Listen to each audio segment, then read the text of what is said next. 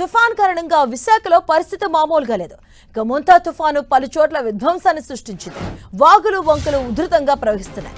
Visakha Kirandul single railway line, Araku railway tunnel number 32A వద్ద railway track ధ్వంసమైంది. Chimidipalli బొర్రాగుహల railway స్టేషన్ల మధ్యలోనూ railway track పూర్తిగా ధ్వంసమైంది. విశాఖ జిల్లా సింహగిరి మెట్ల మార్గంలో నీరు ప్రవహిస్తుంది. నగర ప్రధాన రహదారులు కాలువల్లా మారిపోయాయి.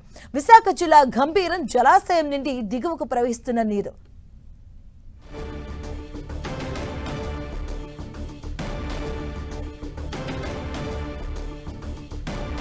ఇదే అంశానికి సంబంధించిన పూర్తి డీటెయిల్స్ మా కరెస్పాండెంట్ జార్జ్ అందిస్తారు. జార్జ్,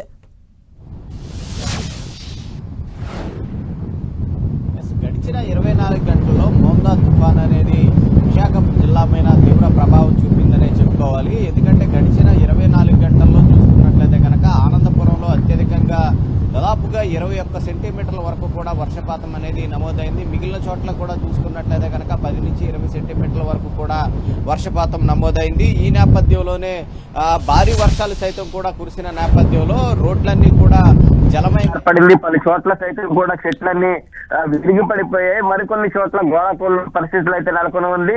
కొన్ని చోట్ల ఇళ్లలోకి సైతం కూడా నీరు చొచ్చుకుపోయింది. ఎందుకంటే ఎడతెరపు లేకుండా దాదాపుగా 24 గంటల పాటు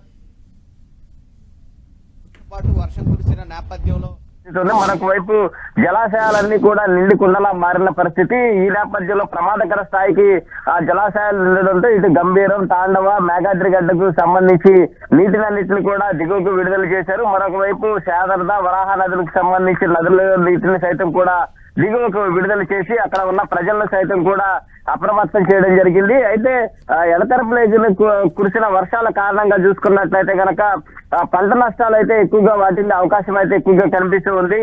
ఇంకా అల్లూరి సీతారామరాజు జిల్లాకు చూసుకున్నట్లయితే కనుక ఇటు కిరండోల్ కేకే లైన్ మధ్య కాస్త పాక్షికంగా అయితే రైల్వే ట్రాక్ దెబ్బతింది.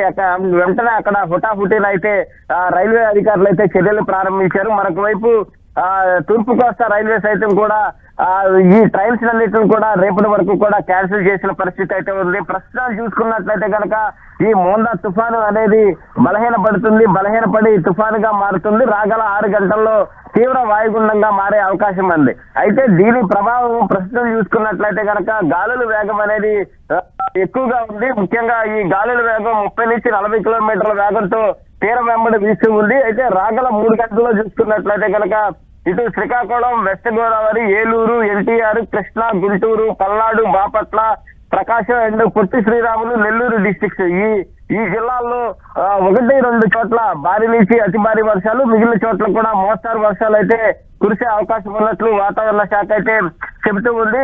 ఏదేమైనప్పటికీ ఈ మోందా తుఫాను ప్రభావంతో చూసుకున్నట్లయితే కనుక ఇటు ఉత్తరాంధ్ర జిల్లాలన్నీ కూడా అతలాకుతలమయ్యాయని చెప్పుకోవాలి. ఎందుకంటే ఎడతెరపు లేకుండా వర్షాలు అనేవి కురిసాయి. దాదాపుగా 10 సెంటీమీటర్ల నుంచి 17 సెంటీమీటర్ల వరకు కూడా చాలా చోట్ల నమోదైంది. అత్యధిక వర్షపాతం మాత్రం విశాఖ జిల్లాలో ఉన్నటువంటి ఆనందపురంలో ఈ వర్షపాతం అనేది నమోదైంది. నిన్న చూసుకున్నట్లయితే కనుక ఈ తీరానికి అత్యంత సమీపంగా వచ్చే కొలది దాని గాలుల వేగం ఏదైతే ఉందో గాలుల వేగం కారణంగా చాలా చోట్ల కూడా చెట్లనేవి కూడా విరిగి పడిపోయాయి. వెంటనే ఆ చెట్లన్నింటినీ కూడా వెంటనే జీవీఎంసీ అధికారులంతా కూడా వారి చెట్లను తొలగించడం జరిగింది. ఇక ఎన్డీఆర్ఎఫ్, ఎస్డీఆర్ఎఫ్ బృందాలను సైతం కూడా సిద్ధం చేసిన నేపథ్యంలో వారంతా కూడా ఎక్కడికక్కడే ఆ చెట్లన్నింటినీ క్లియర్ చేయడం, అలాగే విద్యుత్తుకు అంతరాయం కలిగితే విద్యుత్ అంతరం కూడా పునరుద్ధరించడం వంటివి చేశారు. దాదాపుగా విశాఖ జిల్లా వ్యాప్తంగా చూసుకున్నట్లయితే కనుక 55 సెంటర్స్ లో సైతం కూడా షెల్టర్స్ ని ఏర్పాటు చేశారు. అక్కడ అన్ని సౌకర్యాలను అయితే కల్పించడం జరిగింది. అయితే అది తీరం దాటిన తర్వాత దాని ప్రభావం అనేది ఎక్కువగా ఉంటుందనేది అంచనా వేసినప్పటికీ కూడా ప్రస్తుతానికి దాని ప్రభావం చూసుకున్నట్లయితే కనుక అంతంత మాత్రంగానే కనిపిస్తూ ఉంది. ఈ రోజు చూసుకున్నట్లయితే కనుక చాలా చోట్ల కూడా అంటే దాదాపుగా 16 జిల్లాలకు కూడా ఆరెంజ్ అలర్ట్, మిగిలిన జిల్లాలకు ఎల్లో అలర్ట్ కూడా జారీ చేశారు. కాబట్టి రాగల 24 గంటల పాటు లోతట్టు తీర ప్రాంత ప్రజలు అప్రమత్తంగా ఉండాలని అయితే వాతావరణ శాఖ చెబుతూ ఉంది. సహాయక చర్యలకు ఎటువంటి ఆటంకాలు కలుగుతున్నాయి అంటే సహాయ చర్యలు కొనసాగే అవకాశం ఉందా? అధికారులు ఏం చెప్తున్నారు?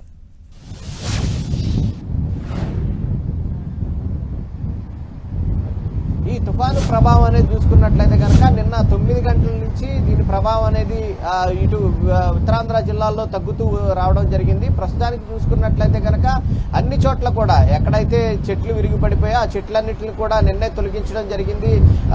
నిన్న అనకాపల్లి జిల్లాతో పాటు ఇటు విశాఖ జిల్లా అలాగే అల్లూరు జిల్లాకు సంబంధించి అక్కడ ఉన్న సహాయక చర్యలన్నింటినీ కూడా హుటాహుటాని చేపట్టారు.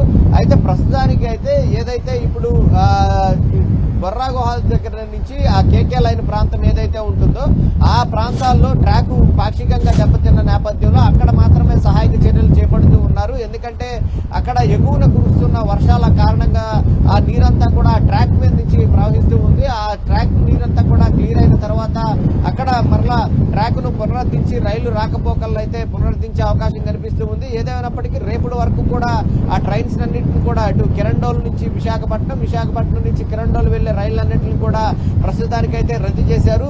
ఈ సహాయక చర్యలు ఏదైతే ఈ ట్రాక్ కు సంబంధించి ఏదైతే పునరుద్ధరణ పనులు చేస్తారో అప్పుడు మరలా ఈ ట్రైన్లు అనేది యథావిధిగా నడిచే అవకాశం అయితే కనిపిస్తూ ఉంది.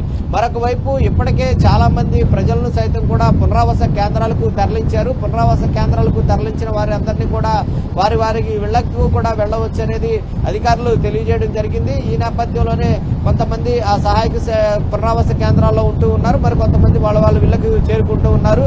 అయితే కొన్ని చోట్ల మాత్రం అంటే రాత్రి నిన్న నుంచి కురిసిన గాలుల ప్రభావంతో కొన్ని చోట్ల చెట్లు అనేవి మొత్తం కూడా రోడ్డు మీదకి వాలిపోయి ఉన్న పరిస్థితి ఉంది. ఈ నేపథ్యంలో వాటిలన్నింటినీ కూడా కట్ చేసి పక్కకు తొలగిస్తూ ఉన్నారు. అయితే విశాఖ జిల్లాలో మాత్రం గడిచిన 24 గంటల్లో మాత్రమే దీని ప్రభావం అనేది ఎక్కువగా ఉందని చెప్పుకోవాలి. గడిచిన 24 గంటల్లో ఎడతెరపు లేకుండా వర్షం అనేది కురుస్తూనే వచ్చింది. ఈ నెల 24వ తేదీన ఇది అల్పపీడనంగా ఏర్పడింది. అల్పపీడనంగా ఏర్పడిన తరువాత వాయుగుండంగా అలాగే తీవ్ర వాయుగుండంగా మారింది. ఆ తీవ్ర వాయుగుండంగా మారిన దగ్గర నుంచి కూడా విశాఖ జిల్లా వ్యాప్తంగా ఉమ్మడి విశాఖ జిల్లా వ్యాప్తంగా సైతం కూడా వర్షాలు అనేవి చెదురుమదురుగా కురుస్తూ వచ్చాయి. ఎప్పుడైతే ఇది తుఫానుగా రూపాంతరం చెందుతూ వచ్చిందో అప్పటి నుంచి కూడా ఎడతెరప లేకోకుండా వర్షాలు అనేవి కురుస్తూ వచ్చాయి. ఆ తర్వాత తీవ్ర తుఫానుగా ఇది తీరం దాటే సమయంలో సైతం కూడా అంటే నిన్న ఉదయం నుంచి కూడా 9 గంటల వరకు కూడా ఎడతెరప లేకోకుండా వర్షాలు కురిసిన నేపథ్యంలో మొత్తం అంతా కూడా జలమయమయ్యాయి. రోడ్లన్నీ కూడా జలమయమయ్యాయి. చాలా చోట్ల కూడా ఇల్లులోకి నీరు చొచ్చుకుపోయింది. మరొక వైపు ఆ డ్రైనేజీ సిస్టమ్స్ అన్నింటినీ కూడా ఎప్పటికప్పుడు అధికారులు పర్యవేక్షించి ఆ వాటర్ అంతా కూడా సముద్రంలోకి వెళ్లే విధంగా ఏర్పాట్లు చేశారు. ఈ నేపథ్యంలోనే నిన్న సాయంత్రం వరకు కూడా సహాయక చర్యలు అనేవి ముమ్మరంగా చేపట్టడం జరిగింది. అధికార యంత్రాంగం అంతా కూడా ఇక్కడ కమాండ్ కంట్రోల్ రూమ్లు ఏర్పాటు చేసి ఎక్కడెక్కడ సమస్యలు ఉన్నాయో ప్రజలకు ఆ సమస్యలను తెలుసుకున్నారు. 2 చోట్ల విద్యుత్ అంతరాయం ఏర్పడితే వెంటనే హుటాహుటిన వాటిని పునరుద్ధరణ చేపట్టడం జరిగింది. ఎక్కడైతే చెట్లు వాలిపోయాయో ఆ చెట్లన్నింటినీ కూడా ఎన్డీఆర్ఎఫ్ ఎస్డీఆర్ఎఫ్ సహాయంతో వాటిలన్నింటినీ కూడా తొలగించారు.